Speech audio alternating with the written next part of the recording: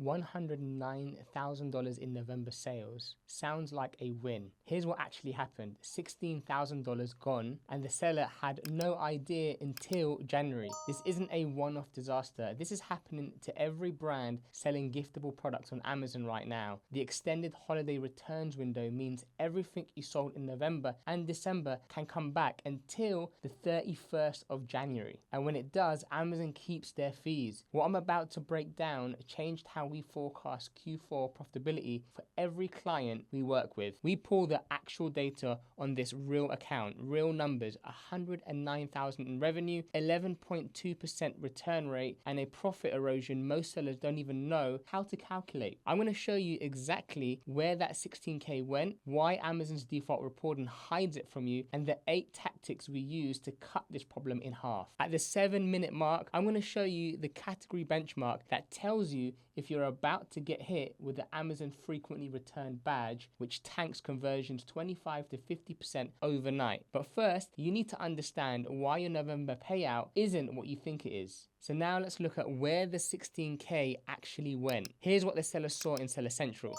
November revenue, 109K. Refunds, 12,250. Return rate, 11.2%. They looked at that and thought, okay, 11% return, that's a bit high, but manageable. What they didn't see is the other $4,000 that disappeared. Amazon doesn't just refund the customer, they keep their cut. And with the return spikes, those kept fees compound into a number that will make you sick. The breakdown is the difference between thinking you're profitable and actually being profitable. Let me walk you through exactly where the money went. So 12,250 went back to the customers. That part's obvious. You see it in the dashboard. Here's what you don't see. The referral fees on those returned items. Amazon keeps it. That's 15% of $12,250. That's roughly $1,838 gone. FBA fulfillment fee, non-refundable. That's about $5 per unit on a $150 return unit. That's another $750 gone. Refund administration fee, up to $5 per return. That's potentially another $750. The return policy fee, if you're over your category threshold, and at 11%, you probably are, that's another $300 to $500. And here's the one that really hurts. January storage fees. Those returned units sit in Amazon's warehouse while they inspect them. January storage fees are 307% higher than normal. Add another $400. So add that up, $12,250 in returns plus the $383 to $4,038 in fees Amazon keeps. That total impact, $16,088 to $16,488. December with a normal 5% return rate on the same 109K sales. December with a normal 5% return rate on the same 109K, total impact is around $7,000. Same revenue, $9,000 difference just from returns. So here's what you can do in the next 60 seconds. Go to Seller Central, menu, inventory, FBA returns. Pull your November report. Look at your return rate. Then multiply your total refunds by 1.31. That's closer to your actual cost. The 31% is the hidden fee Amazon doesn't show you in one place. This one calculation is worth more than anything else I say today, because you can't fix what you don't measure. Now I'm just going to interrupt this episode. If this breakdown is making you rethink your Q4 numbers, you're going to want to see the tactics coming up. I break down Amazon's profit killers like this every week. Subscribe so you don't miss the next one. Let me explain why Q4 is different. The extended return window trap. Now, normal Amazon return window is 30 days. Customer buys in October the 15th, return window closes on November the 14th. Predictable. Holiday return windows, 91 days of exposure. Customers buy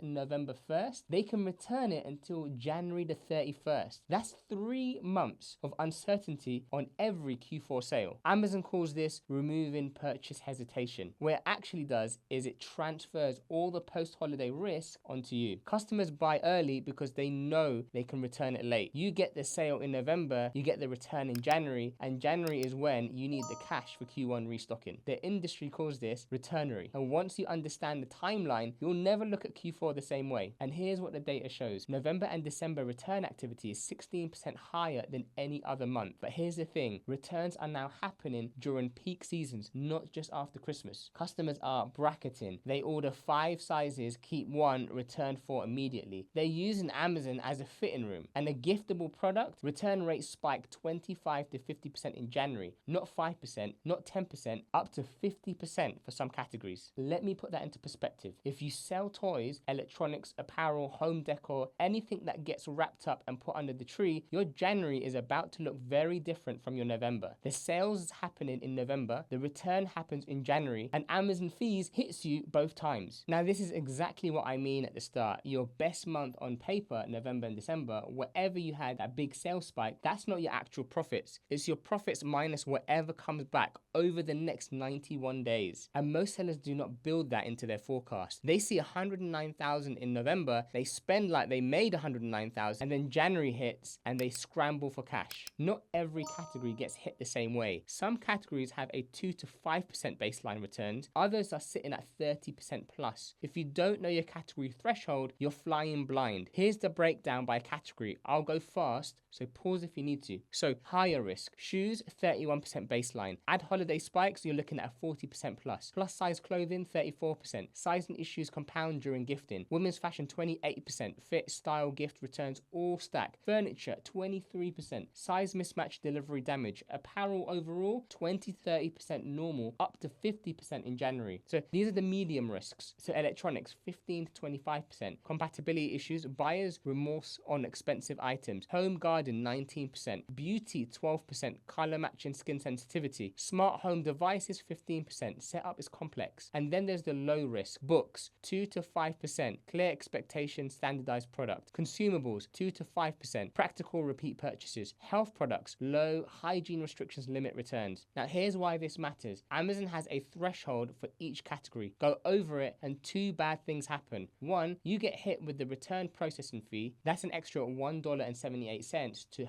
$157 per unit on every order over that threshold. And then 2, this is the killer. Now number 2, this is the killer. You might get the frequently returned badge. That badge shows up at the top of your listing, dark red, frequently returned item, right under your reviews. Conversion drops 25 to 50% overnight. Sales tank. Lower sales means lower ranking. Lower ranking means even fewer sales. It's a death spiral. And here's the worst part. The threshold isn't visible in Seller Central. The badge can appear even if your return rate looks fine compared to what you're seeing in your dashboard. Amazon's calculation is different from yours. I'm going to show you the full breakdown on a frequently returned badge in another video, how to avoid it and how to get it removed, so make sure you subscribe for that one. You can complain about Amazon's return policy, or you can reduce the returns by 40 to 60% in 90 days. These are 8 tactics we use with every brand we work with. Some are obvious, some you've never heard of, all of them work. I'll go through this fast. Each one of these earns its spot. So tactic 1, listing accuracy over persuasion. Stop selling the dream, start showing the reality. One apparel brand had a 25% plus returns because their marketing photos showed tight-fitted, styled on a relaxed fit product. Customers expected one thing, got another, returned it. Fix resequenced images to show true fit first. Added relaxed fit to the title and bullets. Return dropped to under 10% in 2 months. The rule, if your photo makes a product look better than it is, you're paying for that lie in returns. Now, tactic 2, pre-shipment quality control. $300 inspection prevents $3,000 in returns. One electronics seller found a 10% defect rate during a pre-shipment inspection, fixed it before inventory hit Amazon's FBA. They avoided thousands in returns and negative reviews. Third, inspection firms. 10 to 20% sampling on large orders. Functionality, dimensions, packaging, integrity. The maths, $200 to $500 inspection costs $2,000 to $5 in avoided returns. That's a 10 to 25x return on your investment. Tactic 3, packaging that survives shipping. 30% of packaging related returns are from transit damage. One big box retailer spent months renegotiating freight contractors to reduce damage. Then they redesigned the box and solved 40% of the problems overnight. Custom fit designs, test under real conditions, drop tests. Don't assume perfect handling. It doesn't exist. And the tactic 4, post-purchase support. One kitchen appliance brand started sending a digital recipe booklet and care instructions after purchase. Results, 15 to 25% reduction in change my mind returns. returns. Why? Customers who might have returned discovered new uses for the product. They kept it because they saw the value, allowed under Amazon's messaging rules, usage guides, troubleshooting tips, care instructions, so use them. Tactic 4.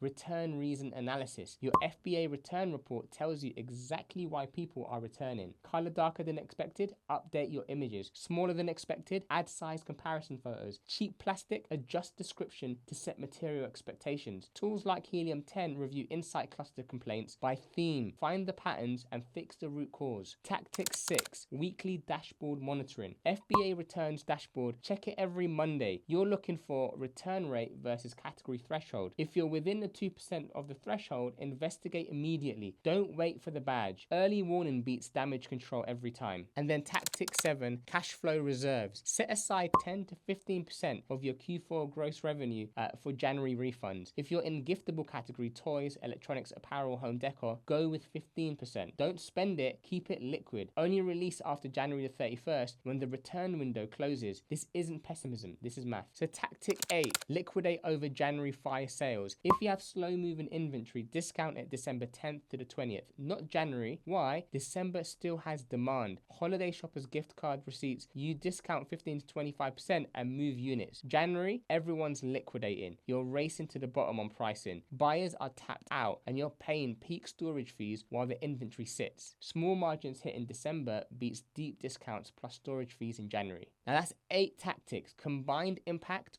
40 to 60% reduction in returns driven profit erosion. 40 to 60% reduction in return driven profit erosion. Not overnight, 90 days to see the full effect. But the brands that implement this, they're the ones who are actually going to keep their Q4 profits. Now here's what it comes down to. Amazon built the extended return window to make customers buy earlier. That's good for Amazon. The risk transfer, that's on you. The brands that win Q4 aren't the ones with the highest sales numbers. They're the ones who actually keep the money. 109k in sales means nothing if 16k disappears in January. Same revenue, same effort, completely different outcome based on whether you manage returns or ignore them. So stop celebrating the sales and start protecting the profits. Now returns are one way profits disappear, but there's another leak that's just as bad, and it's happening every single day on your ads that are running. The average Amazon seller wastes 28 to 40% of their ad budget on searches that will never convert. On a 10k monthly spend, that's 3,000 to 4,000 gone every month. Not in January, every month. I just put out a full guide on negative keywords, how to find the searches, draining your budget, the master list you can use today, and the mistakes that cause sellers to over negotiate and kill their own campaigns by accident. If you just learn how to protect your Q4 profits from returns, that video will show you how to protect them from wasted ad spend. Link here.